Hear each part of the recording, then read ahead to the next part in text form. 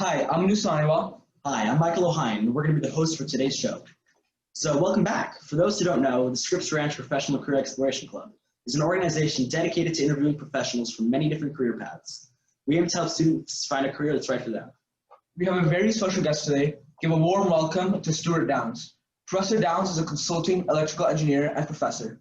He has experience with R&D electrical and aeronautical engineering. He has taught at UCSD and USC. Professor Downs, welcome to the show. My pleasure. As an electrical engineer, you've dabbled in many different fields like medicine and aerospace. How's your experience with each of those? They're great.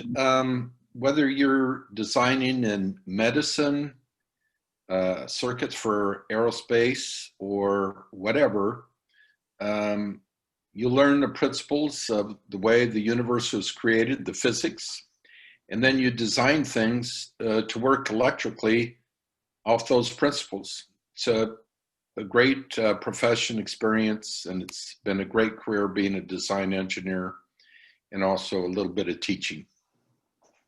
So for all the inventors watching, what was your experience with patents?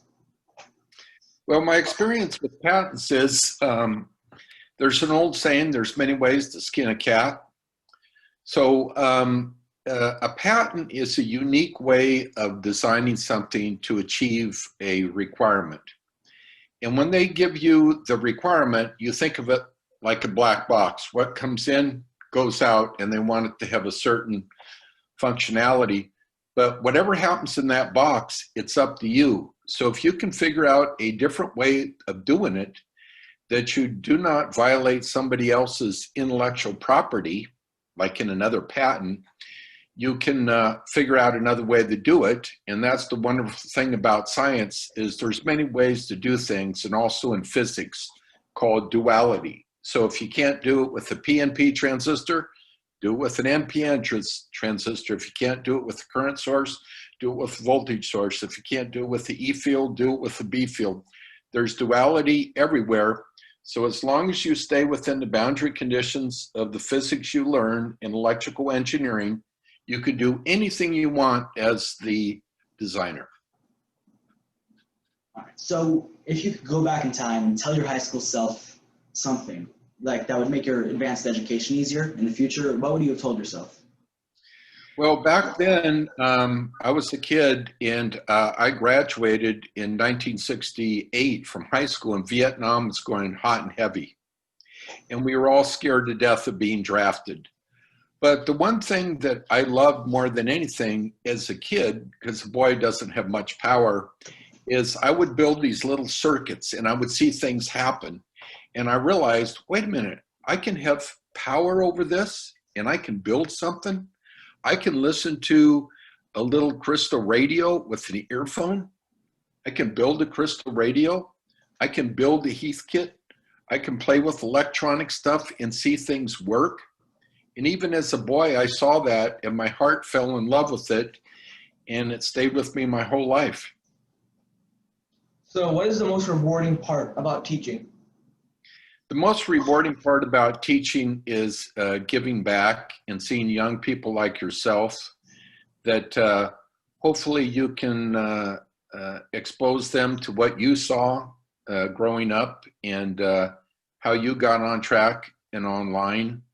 But it's trying to do the right thing. And I've had some great professors in my career too, and people that taught me a lot of stuff that were good people.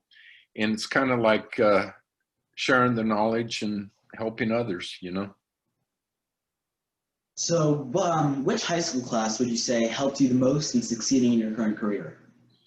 Well, it's funny because when I was in high school, I took electronics, and it was it was kind of like a lab class, you know, and that really helped me a lot. Just seeing things happen. And then I would say that also mathematics, because the language of science is mathematics. So if you get a good solid foundation in algebra, geometry, trigonometry, and differential equations, you'll be able to design anything you want because you see the big picture. And math is ubiquitous in the universe. For instance, a derivative, which is a rate of change, or an integral, is built throughout the universe all over the place. And once you see it, it's amazing. But also with respect to electrical components like capacitance and inductance and rates of change and things like that with current, it's an amazing thing. For instance, the rate of change of coulombs, called current, is a first derivative of current, I equals dq dt. And so it's little stuff like that, but you see, you get a framework of how it works and fits together, and then you're able to use it like a tool when you design stuff whenever you want. So who was your biggest inspiration, and did they help you in your career in electrical engineering? My biggest inspiration was my father, who was a civil engineer. But remember, as a kid, he bought I think it was Popular Electronics. I built a little radio, and he helped me build it. We went to a place, bought the parts, and put it together. But I think it was my father and my father's friend who loved hi-fi, high fidelity, like listening to recordings or tape recorders, or not tape recorders, but phonographs, and real high quality sound. And it was amazing because it was all built with amplifiers, which is electrical engineering. So if you can you give us an elevator pitch on why students should become electrical engineers and or professors?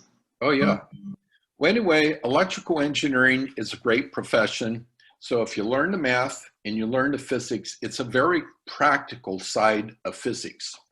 And the good thing is, see this fossil here? It's a trilobite. It's about 500 million years old.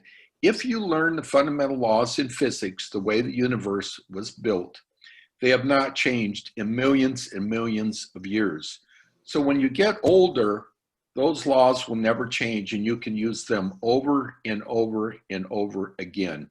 But anyway, those laws help set up the framework of the way things work. And so all you have to do is connect them in whichever way you want to build whatever you want.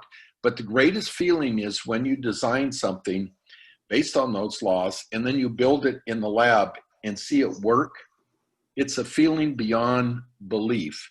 It's a wonderful feeling to see something that came out of here into physics reality. And if you find a new way of doing things, you'll get a patent.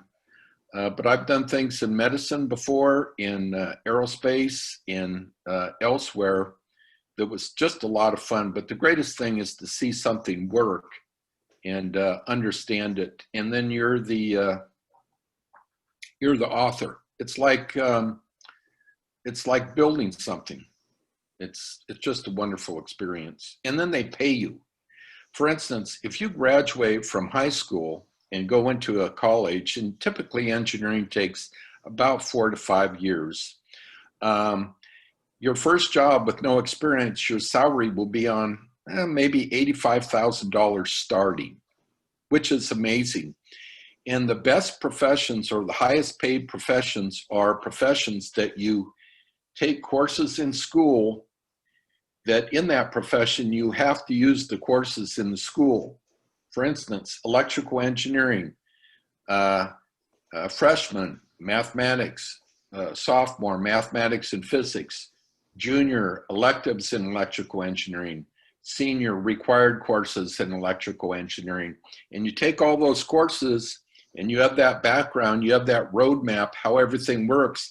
And now you just need on-the-job training. It's like a physician, when they graduate after 2 years or get out of 2 years of medical school, they have all the knowledge that they've learned from the books, and they go to clinical. Same thing in engineering. You learn all that stuff in college, then the real training and learning starts when you work in a company. And usually you're lucky if you get mentored by a senior engineer. So what advice would you give high schoolers who would like to pursue a career in electrical engineering? Well, first of all, I'd say go for it. It's a great career. We need engineers. Other countries are graduating 10 times the amount of engineers that we have, and we need engineers. So for instance, maybe a high school student right now will become an electrical engineer, but instead of using electrons in the future, maybe they'll use photons. Maybe we'll be designing things with photons more in circuits than electrons. So the only thing I'd say is try to get the feeling, because if the heart lines up with this, you can do anything in life you want. But nothing's easy. It takes time and it's tedious, but you learn the rigor and learn things from first principles, and someone will come and hire you to be the go-to gal, the go-to guy, and it's a great experience. And but anyway, engineers, can you imagine without engineering, we'd have no dam. When you went to the hospital, there'd be no MRIs, there'd be no x-rays, there'd be no computers. There would be nothing electrical without engineers. Automobiles, airplanes, space rays. So we kind of take it for granted, but we have a wide future with lots of things left to be invented. So what advice would you give college students who would like to pursue a career in electrical engineering? Study, study, study. Learn things from first principles. Don't become a simulator junkie where you do everything on a simulator because the intelligence resides in the software. No, you learn it from first principles in physics and go through the derivation the first time and let that sink in, then use the simulator so that you become the master. And it's tedious. I'm from the generation in the old days, we had to calculate everything by hand because we didn't have computers. But you get a deep-seated appreciation for the way things are when you see that. And we call it rigor. But I can tell you in industry right now, we see the difference. And we need young engineers, male and females, and to keep our country as the technical leader in the world. And, you know, it's a great profession and we need them. So what would you say is one of the more important qualities of an engineer? Humility with knowledge is an important thing. And another thing is always give credit for credit's due. Never take anybody's idea without giving them credit. Like, say, for instance, you're in a meeting and someone comes up with a new idea that you're going to use in your circuit or something else or troubleshooting. Don't be afraid to give credit where credit's due because it's a team effort. And we want to acknowledge each other professionally with character and integrity. And a great way of doing it is giving credit where credit's due, because there'll be plenty of times where you're able to come up with your own stuff.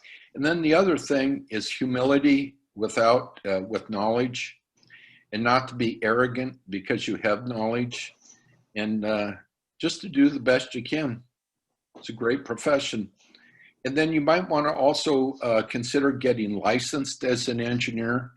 Medical doctors are licensed, lawyers are licensed, architects are licensed. Not many engineers get licensed, but licensing is important professionally. So if there is, what would you say was probably one of the greatest moments during your career? What was a massive success for you? Well, the greatest thing is when you design something and they put it in production and maybe make over 5 years, 50,000 of them. Or they do other things on other systems that they put your designs into medical systems or aerospace systems that came out of your head. But basically, if you follow the scientific method, science comes from a Latin root word that means knowledge, method from a Greek word that means road to. The scientific method is the road to knowledge, and it's completely defendable. So if you get up on a blackboard and you show the equations why this idea will work, you're able to sell that concept to the leaders, the business leaders, the managers, and then you can build a prototype and prove that it works, and then it can go into instrumentation or whatever and make the breakthrough. But the greatest privilege is to have your circuits in industry or on airplanes or in medicine or whatever. That's the greatest privilege. So what would you say was the lowest point in your career?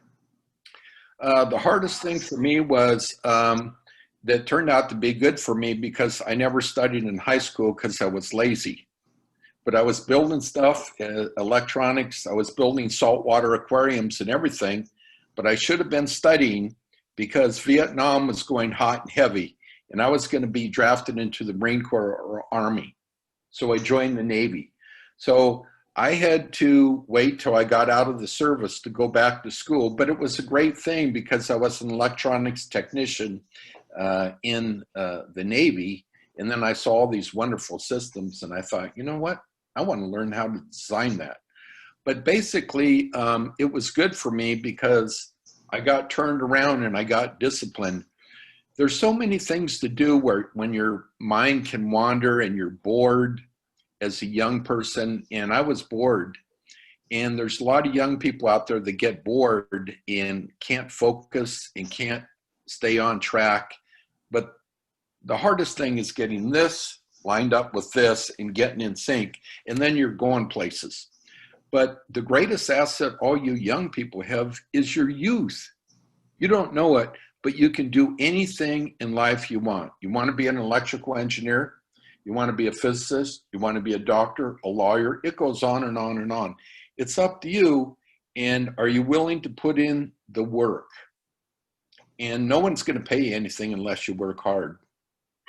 But you can do whatever you want. It's your choice. So how has your career changed from back then to now? You, over time, integrating over time, you think of things and you think, gosh, you've come so far. I can't believe that I've been so blessed and had such privilege to do this and to do that. And you develop a sense of peace. And you just realize the great privilege to live in a great country that you had the opportunity to do those things. And it's just a great feeling, and you want to give some of it back to young people so that maybe you can help someone. Maybe they don't have to go through a long path to become what they'd like to become. Maybe you can help them in some way, and that's what we all feel. But it's a great feeling having gone through all that, and also giving back teaching. Wow, that was such an insightful interview. Professor Downs shared some incredibly perceptive advice into his career. We hope you learned as much as we did. A huge thank you to Professor Downs for joining us today. We are SRPCEC, and we hope you enjoyed. Bye-bye. Hey, thank you for doing this, and have a great day, and good luck to everybody out there. Go for it.